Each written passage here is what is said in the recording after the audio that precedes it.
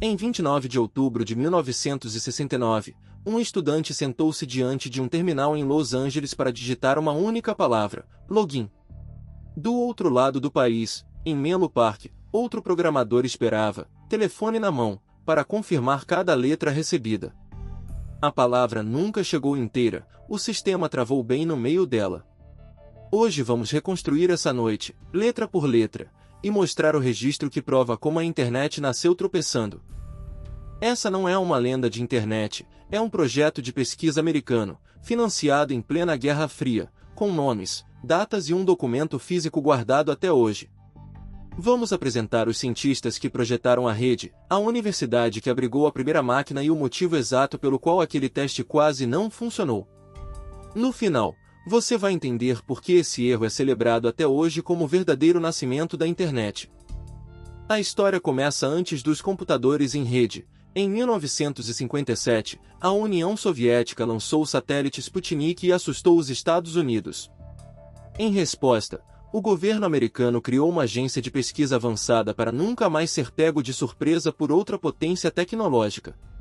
Uma das apostas dessa agência era ambiciosa: interligar computadores de universidades diferentes numa única rede, capaz de continuar funcionando mesmo se partes dela falhassem. Esse projeto ganharia o nome de ARPANE. À frente do projeto estava Larry Roberts, o engenheiro que assumiu a missão de transformar a ideia em rede real. Ele recrutou universidades para servir como pontos dessa rede e contratou a empresa Bolt Beran e Newman para construir as máquinas que fariam a comunicação funcionar. Roberts também se apoiou em pesquisas teóricas sobre como dividir informação em pequenos pacotes de dados, a base de tudo o que vinha a seguir. Uma dessas pesquisas veio de Leonard Kleinrock, professor da UCLA, que estudou matematicamente como pacotes de dados poderiam viajar por uma rede sem colidir. Por isso, o laboratório de Kleinrock foi escolhido como o primeiro ponto da ARPANE, o ponto de partida da rede. Foi ali, na Boelter Hall, que ficou instalado o computador que tentaria se conectar a outra universidade, a centenas de quilômetros de distância, no norte da Califórnia. O destino escolhido foi o Stanford Research Institute, o SIRI, no norte da Califórnia. Lá funcionava o laboratório de Douglas Engelbart, o mesmo pesquisador que, pouco tempo antes, havia apresentado ao mundo o mouse de computador.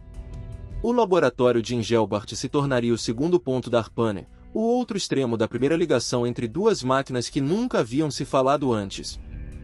Para essas máquinas conversarem, não bastava um cabo, era preciso um tradutor. A Bolt Beran e Newman construiu pequenos computadores chamados IMPS, os processadores de mensagens de interface, que empacotavam e enviavam dados entre os laboratórios. O engenheiro Robert Kahn ajudou a desenhar como esses pacotes deveriam se comportar na rede. Sem os IMPS, nenhuma palavra digitada num terminal chegaria ao outro lado do país.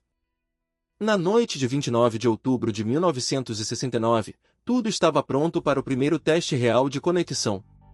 No terminal da UCLA sentou-se Charley Klein, programador da equipe de Kleinrock, encarregado de digitar o comando que ligaria as duas máquinas.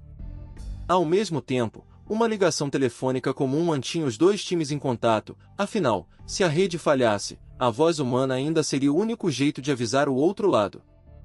Do outro lado da linha, em Menlo Park, o programador Bill Duvall aguardava diante do computador do SIRI, pronto para confirmar cada caractere recebido. O plano era simples: Klein digitaria a palavra login, letra por letra, para iniciar sessão remotamente na máquina distante. Cada letra enviada precisava ser confirmada por telefone antes da próxima, um processo lento, tenso e absolutamente inédito. Klein digitou a primeira letra, o L, e pelo telefone Duvall confirmou. Ela havia chegado perfeita à tela do SIRI. Em seguida veio o O, e de novo, sucesso.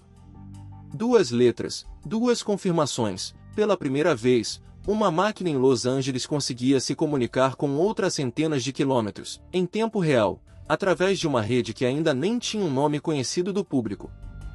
O que ninguém tinha testado direito era um detalhe do sistema do SIRI. Ele possuía um recurso que tentava adivinhar o comando digitado, autocompletando as primeiras letras para a palavra inteira automaticamente. Esse atalho, pensado para economizar tempo do usuário, guardava uma armadilha escondida em sua programação. Bastava a letra certa chegar na hora errada para o sistema entrar em um estado que ele não sabia resolver. Então veio a terceira letra, o G.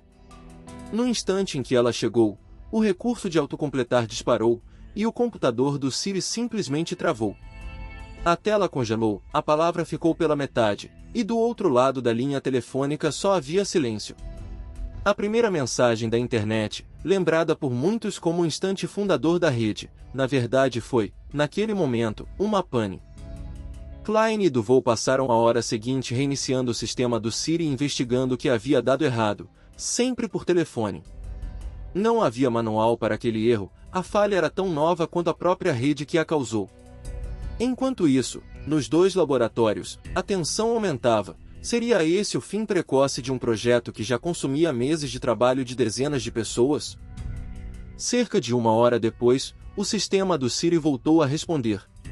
Klein tentou novamente, letra por letra, L, O, G, I, N, I. Dessa vez, cada caractere chegou inteiro, sem travar. A conexão remota funcionou. Duas máquinas, em dois laboratórios diferentes, finalmente haviam trocado uma palavra completa através da rede que a ARPA havia sonhado.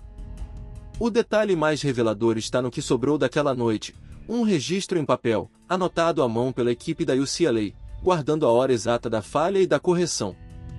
Foi o próprio Leonard Kleinrock quem, décadas depois, tornou pública essa história em entrevistas e nos arquivos da universidade. O nascimento da internet não foi um discurso triunfal, foi um erro corrigido em menos de uma hora. Por isso ele importa, toda a grande rede que hoje conecta o mundo começou travando no meio de uma palavra. Hoje, mais de 50 anos depois, bilhões de pessoas dependem todos os dias daquela mesma ideia, máquinas conversando através de uma rede. Na próxima vez que seu Wi-Fi cair ou uma página travar, lembre-se de que a internet começou exatamente assim, tropeçando, sendo corrigida, e seguindo adiante. Se essa história te fez ver a tecnologia com outros olhos, deixe seu like, comente o que você gostaria de saber a seguir e se inscreva no canal. Aqui a gente sempre pergunta, e se?